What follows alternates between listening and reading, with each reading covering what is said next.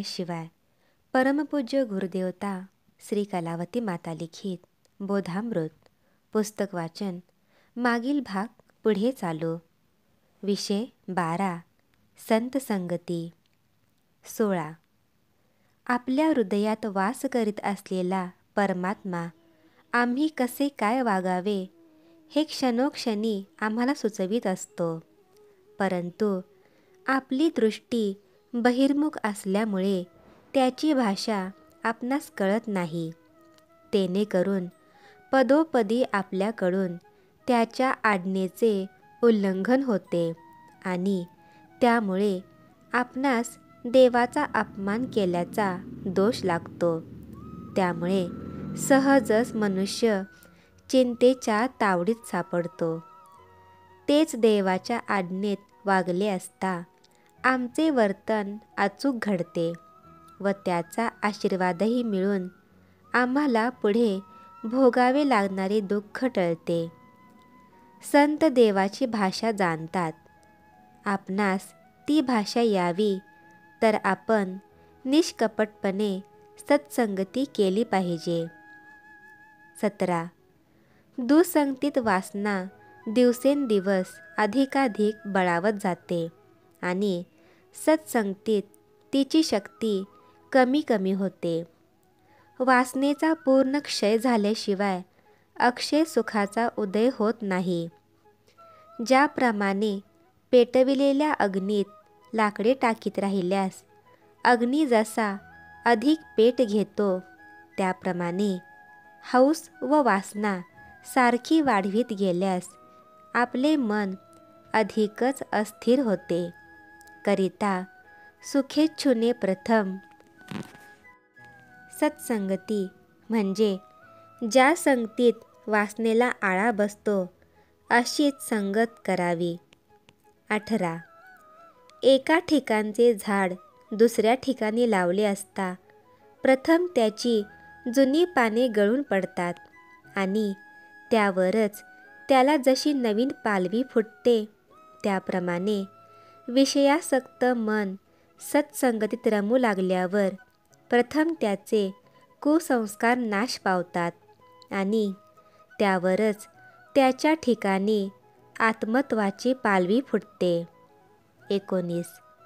संतांचा सहवास जरी लाभला नाही तर हरिप्रेमाने रंगलेल्या त्यांच्या हृदयातून मधुरवाणीच्या द्वारे ओव्या, दोहरे, अभंग, श्लोक, आर्या इत्यादी रूपाने जे शब्द बाहेर पडले ते प्रसादपूर्ण व सामर्थ्यवान असल्याकारणाने प्रत्येक मानवाने दिवसातून काही वेळ तरी त्याचे मनन करण्याचा परिपाठ ठेवावा.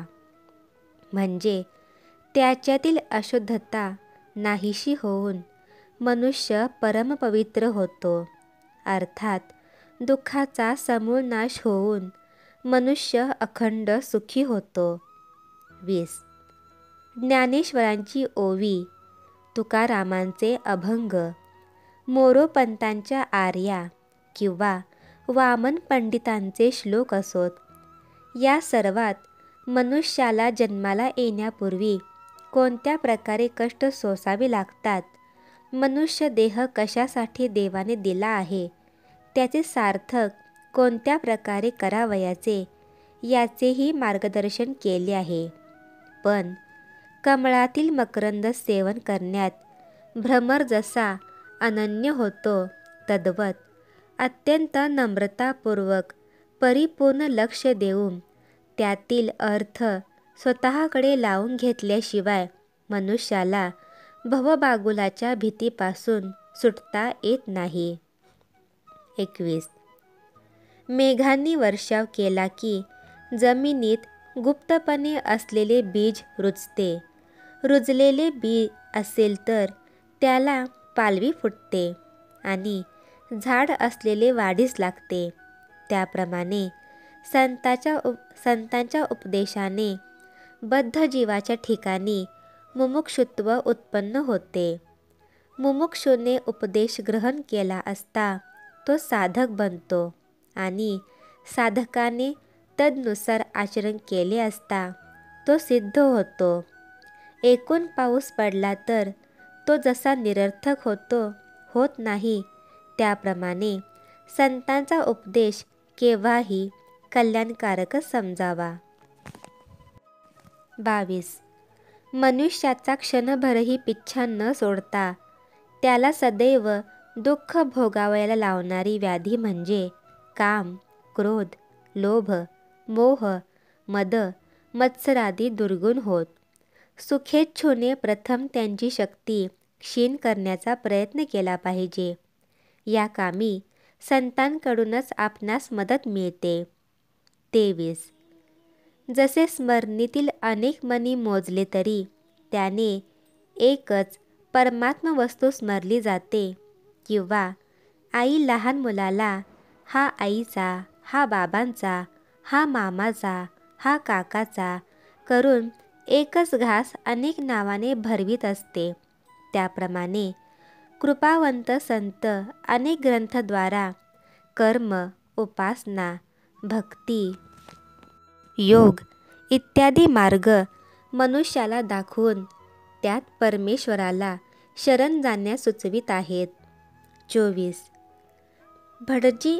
भटजी वधूवरांच्या मधील आंतरपाठ बाजूला सारून वधूचे वराशी लग्न लावून देतात आणि त्यांच्या संसार सुखाचा मार्ग जसा मोकळा करतात, त्याप्रमाणे संत भ्रमाचा पडदा बाजूला सारून जीवाचे हृदयस्थ प्रभूशी लग्न लावून निज सुखाचा मार्ग मोकळा करतात. 25. विषय वासनारूपी भूत एकदा मनुष्याच्या अंगात शिरले की मनुष्य बेफाम होतो, म्हणजे भ्रमचक्रात सापडून गोंधळून जातो. त्यामुळे योग्य कर्म कोणते, अयोग्य कर्म कोणते हे त्याला न कळता तो चुकीच्या मार्गाने जाऊ लागतो. म्हणजेच आत्मोद्धार करून घेण्यासाठी हे शरीर दिले आहे हे साफ विसरून जातो. संत या चुकीची दुरुस्ती करून मनुष्याला सत्याच्या मार्गाकडे वळवितात. 26. मुलगा शाळेला गेला नाही की बाप त्याला रागावतो, मारतो, शिव्या देतो, एकंदरीत काही ना काही शिक्षा करतो. जेव्हा तो हिरमुसला चेहरा करून आईकडे येतो, तेव्हा आई त्याला पुन्हा शाळा चुकविणार नाही, अभ्यास वेळेवर करीन असे म्हणून तू त्यांच्या पाया पड. ते तुला काय वाईट सांगतात का?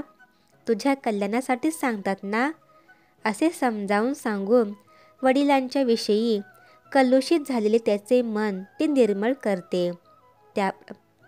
त्याप्रमाणे मनुष्य आपल्या कर्तव्याला विसरला म्हणजे त्याने परमेश्वराच्या आज्ञेचे उल्लंघन केले असता त्यास त्याबद्दल देव शिक्षा करतो, दुःख भोगावयाला लावतो आणि संतांना शरण गेल्यावर ते त्याची चूक त्यास दाखवितात आणि देवाचे महत्त्व पटवून देऊन त्याच्या ठिकाणी देवाविषयी प्रेम उत्पन्न करतात. 27.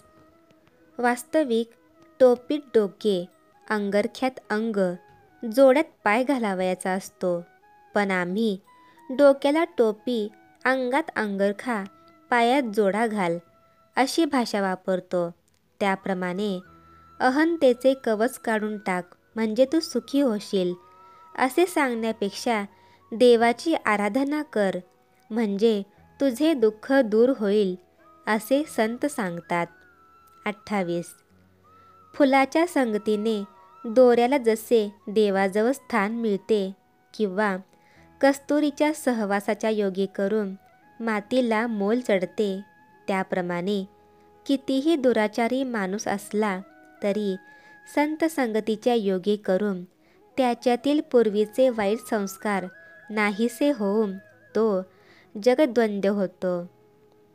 29. संतांच्या सूचनेकडे लक्ष न देणे म्हणजे डोळे असून आंधळ्याप्रमाणे, ऐकावयास येत असून बहिऱ्याप्रमाणे, बोलावयास येत असून मुक्याप्रमाणे समजावे. 30. संत वचनातील गूढार्थ जेव्हा मनुष्याच्या लक्षात येतो तेव्हा तो हळूहळू पशुवृत्तीपासून सुटून मनुष्यपणात जातो. अर्थ अंगी मुरल्यावर त्याचे मनुष्यपण जाऊन त्याला देवपण प्राप्त होते. 31. वासना ही जन्माला कारण असल्याने ती जोपर्यंत जिवंत आहे तोपर्यंत जीवाला जन्म मरण चुकत नाही. वासनेचा नाश होण्याकरिता सत्संगती केली पाहिजे.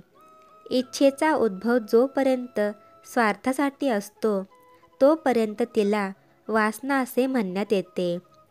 तीच इच्छा जगाचे कल्याण करू लागली म्हणजे तिला देवाच्या प्रार्थनेचे स्वरूप येते. संतांच्या कृपेने वासनेचे बीज जेव्हा जळून जाते तेव्हा त्याची लोककल्याणाची एकच इच्छा शिल्लक उरते. हा सत्य संकल्प पुरविण्याची जबाबदारी परमेश्वर घेतो. अशा पुरुषाने केलेली सारी खटपट विश्वरूप परमात्म्याची पूजाच समजावी. 32. कॅमेराचे छिद्र जरी उघडे असले तरी ज्याचा फोटो घ्यावयाचा तो जर हलू लागला तर त्यावर त्याचा फोटो जसा उमटत नाही त्याप्रमाणे संत आपल्या सहवासात आलेल्या माणसाला आनंदाचा अनुभव आणून देण्यास जरी समर्थ असले तरी ज्याचे हृदय विकल्प, संशय, विपरीत भावनादी कुविचारांनी भरलेले आहे त्याला त्या महत्तानंदाचा अनुभव येऊ शकत नाही. श्री सद्गुरुनाथ महाराज की जय.